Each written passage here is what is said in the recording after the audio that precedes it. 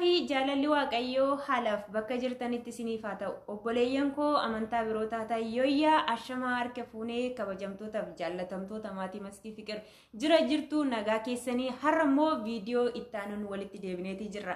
Egaa viidiyoon koo kunis maalidha yoo jettan sooshaal miidiyaa kanarratti wantoota babbareedoo fi wantoota shamarran irree barnoota irraa argatan jedhamee jiran yoo qalbii itti godhatanii dhaggeeffatan barnoota guddaa irraa argachuuti wantoonni danda'an hedduu isaaniitu jiru. Egaa maalidha viidiyoon kee har'aa yoo jettan haati manaa goota keenya Hacaaluu Hundeessaa onnee sabaa keessa kan jirtu bakka goota bakka abbaan manaashii sana dhaabbate ishiinillee seenan nama yaadata waan ta'eef seenaa abbaa manaashii osoo hin awwaalin hanga guyyaa har'aatti akkuma isaatti xaartee maal jettee oliif gadi kaatee lammii ishee bira kan dhaabbattu hedduu takka wanta nama gammachiisuu fi nutillee akka ishii ta'uutii qabna barnoota baay'ee akka irraa argannu abdiin qaba jechuudha.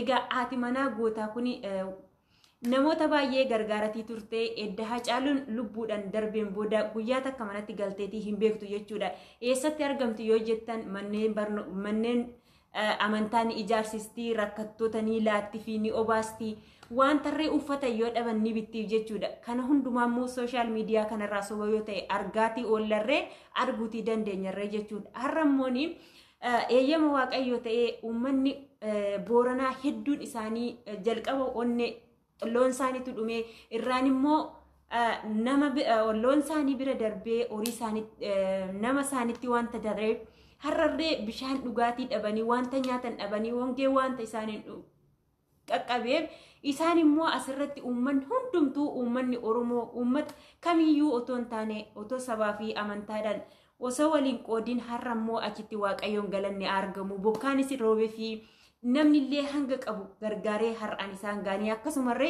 bishaan dhugaatiidha kan banamaafii jiru jechuudha. Kanaaf bishaan dhugaatii kun bakka tokkotti banamee fi osoo hin taane bakkoota garaagaraatti rabsamuutii qaba. Kana booda akka ongeen ittiin deebine jechuudha. Asirratti haati manaa Hacaaluu Hundeessaa dhugaa gootittiin haadha manaa gootaa kun hedduu takka na gammachiiste jechuudha. Gaafa isheen bishaan burqisiistee bishaan akkasiin galchitee fi uummanni mataarratti ishee baate akkasiin ishee faarsu ani eenyudha anillee gaafa bormaalan ta'a anillee akka ishii ta'uutiin qaba jennee yaaduutii qabna jechuudha. Namoonni kamiyyuu har'amee meeqa keenyatu abbaan manaa namarraa du'ee daa'imummaa qabaattee laayifii kee dhiistee abbaan manaa kee sun seenaa abbaan manaa kee qabate sana kaayyoo abbaan manaa kee qabate sana kan galmaan geessu namoota meeqatu jirame gaafiidhuma of gaafadhaa warri shamarranii jechuudha. Har'a laayifii ishee dabarsuu osoo hin taane ishiin garuu laayifiin ishiin itti dabarsitu achitti bareedee osoo hin taane garuu hojii abbaan manaa ishee sun hojjete osoo hojjetaatii jiru karaatti hambisan malee kaayyoon isaa yoomiyyuu karaatti akka hin hafne hundumti keenyaa ni beekna. Namni wanta gaarii dachee kanarratti dalagee yoo deeme isa lubbuu isaatu deeme malee seenan isa yaadata jechuudha. Wanta inni dalagee dabeef suni yeroo hundumaa isumaan waamamu yeroo hundumaayyuu isumaan bakka hojii isaa sanaan namni faarsama jechuudha. Yoo wanta gaarii hojjette waanuma gaarii kee dhaama yoo wanta badaa hojjette immoo namtichi suni badaadha jedhama. Kanaaf haati manaa goota keenyaa har'a bakkeen hundumaattuu deemtee manneen amantaa ijaarsisuu kan beelaanii laattee kan dhoobatanii obaastee hedduu tokko wanta nama gammachiisu har'ammoo kinoo uummata Booranaa bira dhaqxee tokkoffaa taatee bishaan dhugaatii wanta manteef dhugaa waaqayyoon umurii kee haa dheeressu umaa hin ta'ini amtus sin argin gaaris hin darbiin jennaan asumaanuu haadha manaa gootaa gootumaa ijoollee ishii laal ijoollee ishii guddisuudhaaf ishiinillee ijoolleen namoonni baay'een ijoollee ishii bira gaafa ta'an yookiin abbaan keenya eenyudha abbaa keenya nuuf fidi jechuu ni danda'u. Egaa ijoolleen lubbuu isaanii hin beekne xixiqqoodha waan ta'eef gaafa sanarree ishii waa kana hundaayyuu dandeessee waa hunda kanaayyuu ofii ishiitiif amma guyyaa irraatti azanii otoo hin gatiin keessi ishiituyyuu agadduutii malee guyyaa gaafa tokko akka nama hin gaddinetti ummata dhiiga isaa akkasiin lafatti balleesse sana hin gammachiisu jettee kaayyoo inni jalqaba ka'eef sana hangan galmaan ga'utti keessi kooyyuu agaddu malee kaayyoo abbaan manaa koo suni jalqaba hanga xumuruutti kan qaba akkasuma isaatti jettee kaayyoo nama kaayyoo Hacaaluutti fufeedha. Kanaaf nuti maalirraa baranna yoo jenne wanta guddaa barnoota irraa argachuuti dandeenya jechuudha. Kanaafuu jabaadhu jabduu namaa isinillee uummanni Oromoo dhugaa nama kana dinqisiifattanii nama kana cinaa dhaabbachuuti qabdu jajjabeessuuti qabdu nutillee warri shamarranii hedduu takka fakkeenya nuuf taatee jirti nuti yoo akkas goonaa jennee gaafii of gaafachuutii qabna jechuudha. Mee namni abbaan manaa isaa akkasiin daa'imummaarraa hirraa du'ee laayifii isaa dhiisee laayifii ofii dhiisee laayifii biraan ni neegala jedha namni tokko yoo akkama zane ji'a ja'a qofaadha kana zanu jechuudha. Achirraan booda bakka edda lubbuudhaan boqatee anillee carraa biraatan barbaadadha jedheerre warreen kan ni eermu dhimman qaban warreen garuu fakkeenya guddaa kan nu taate ati wabii dhugaa hedduu tokko dinqisiifannaa dhugaa hundi keessanuu bira dhaabbadhaa jabeessaa. Kanaan isiniin jedhaa viidiyoon itti haanummoon nuti maalirraa baranna kan jedhu kinoo Aajjii fi Caaltuurraa waa hedduu barachuutii dandeenya. Maalidha jireenya akkamiidha jireenyi maal fakkaata jettanii warri jireenya keessa galtanii jiraattanis beekuu dandeessu warri immoo kara fuulduraa jireenyatti jiraachuuf kaananii irraa barachuutii qabna jechuudha. Waa tokko namni kan hojjetu viidiyoo tokko gaafa ilaaltanii barnootas wanti isinii kennu jira wanti immoo irraa barattanillee jira wanti irraa hin baranne jira jechuudha. Egaa Caaltuu fi Aajjiin haadha manaaf abbaa manaati. Garuu Caaltuun erga biyya galtee achumaan Aajjiin obsuu dadhabee fayyoo fuudhetii jira fayyoo durallee namoonni hedduu jiraachuu danda'u. Kanaaf Caaltuun akka isa biratti deebite hin dhageenye waan ta'eef Saayidii Abdii jedhanii ijoollee sun baay'ee nama ciccimoodha jechuudha. Akkasiin ishee waamanii waa hunda xumuranii gaafa sapiraayisii isa godhanillee viidiyoo sana yoo ilaaltan anuyyuu hedduu takka na kofalchiise maaltu na kofalchiise seetanii. Gaafa inni shaarbiidhaan akkasiin ija isaa hidhanii jechuudha.